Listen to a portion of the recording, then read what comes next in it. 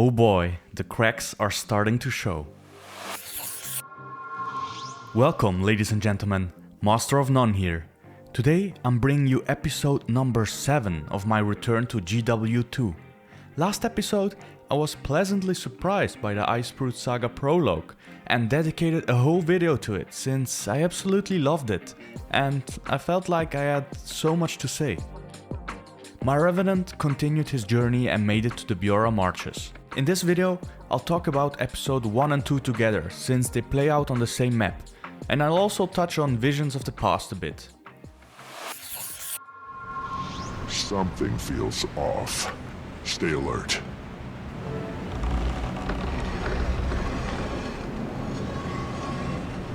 Again, just like the prologue, I found the opening to be incredibly strong.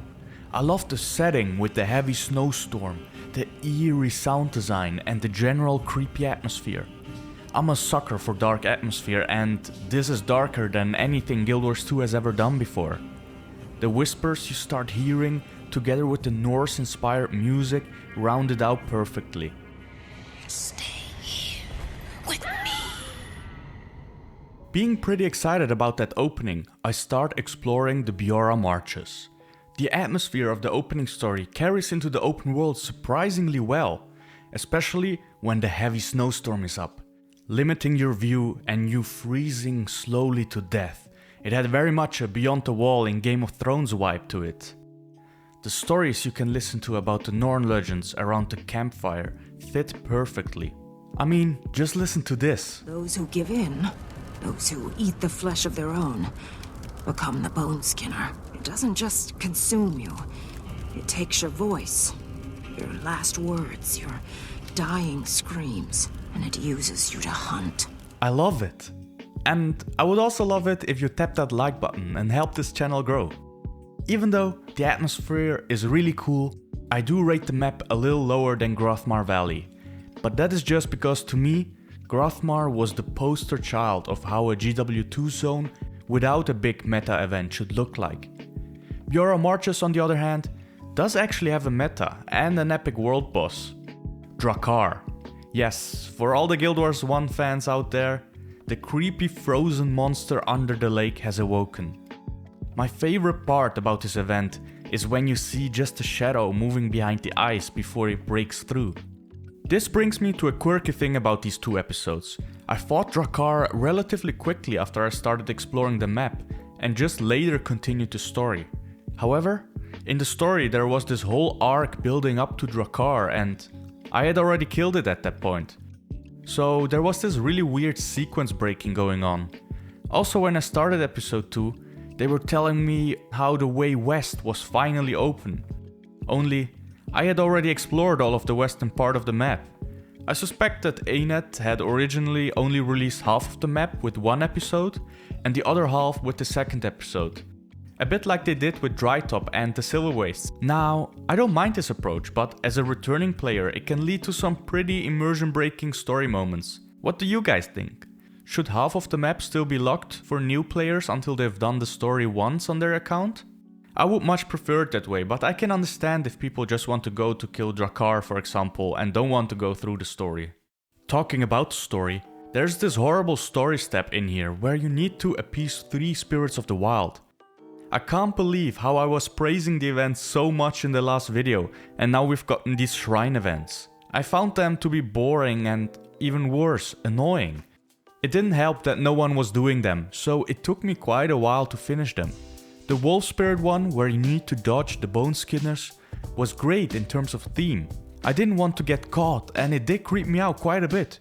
However, when you have to go through it 10 times in a row, including the failed attempts, it loses all of that suspension. On top of that, it was the same thing here. I had already found these events beforehand while exploring and already did them once. So doing them again was incredibly boring and I even got to a point where I just decided to stop playing for that day. It didn't help that the whole thing with Bram and the Spirits of the Wild was just not very interesting to me. It felt like one of these traditional MMO quests where you have to do the same thing 3 times. And it really came down to the spirits telling Bram how unworthy he is and him answering, well, I think as a spirit of the wild you should help me. And the spirit was like, okay, but clean my mess first. This was really the low point of the 2 episodes, but overall, I would still say that I had a good time. Jormag also intrigues me since it has a much more humanoid voice and seems quite unpredictable. I do appreciate that Aina tries to make these elder dragons a bit more interesting by giving them very distinct characteristics, especially since we have so many to go through.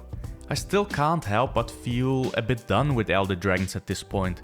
These big cosmic creatures just lose their appeal to me when you kill one after the other, and reminds me of the way World of Warcraft has put itself in a corner. In that game you just kill the end boss of an expansion and then learn that that end boss was just a pawn and go after the real boss in an infinite cycle.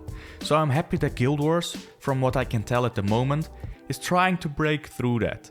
Even though I already know the final outcome of the Icebrood saga regarding the Elder Dragons, I'm still curious where it ends up exactly and if there are any tie-ins to Cantha. After I was finished with episode 1 and 2, I directly jumped into the Visions of the Past. Since I don't think it warrants a whole video on its own, I wanted to give you a brief summary. I'll be honest, I did not like it very much. It starts with this long event that is half private, half open. I'm not exactly sure how it works, but I think people can join for the first bit and then it locks you in together to finish the mission. The pacing felt really off and to me it was like a combination of a dungeon and an open world event chain, and instead of taking the best parts, they took the worst to put together. After that I went through a traditional story mission in the Dark Rime Delves. This was actually quite enjoyable and I got to roleplay as a Vindicator, which was a lot of fun. I do want to add, this is one of the very few times where GW2 gives you a different weapon set for the story and it actually feels fun to use. These skills and the cooldowns just made sense, except for some really long aftercasts where you can't do anything after using a certain skill. So that was pretty cool to see. The episode ends with you being able to replay story missions from season 1 of The Living World. I don't really know why they put them in, to be honest. If anything at all, it becomes really apparent on how much Guild Wars has actually evolved with its story content. The missions just don't hold up to today's standards, and to me, it felt like they also didn't give you the necessary context on what the hell you were actually doing, which defeats the purpose of putting old story missions in completely. I don't know if I'm missing something here, but they were quite boring and with horrible pacing or clunky mechanics like the Kanak fight. The only half decent one to me was the Tower of Nightmares, since the set piece was actually something unique. I used to like season 1 back in the day, but going back to some of the missions, I almost feel like it would have been better to keep it as a memory. So, where do we go from here? The last 2 episodes have been mainly focused on my experiences with the Icebrood saga and not on broader topics of the game like prior episodes. The reason for this is what I'm experiencing now is actually new content to me, so I really wanted to talk about it. However, I definitely don't want to draw this type of content out too much, and that's why I decided to include 3 episodes in one video. I suspect there will be only a couple episodes left on this series, since you can only return to a game for so long. To switch it up a bit, in the next video I want to talk to you guys about if the living world was a mistake, since I feel like I've really gained a fresh perspective on this, thanks to taking a break from the game. So keep an eye out on my channel for that one, but other than that, thank you for watching and I hope to see you in the next one.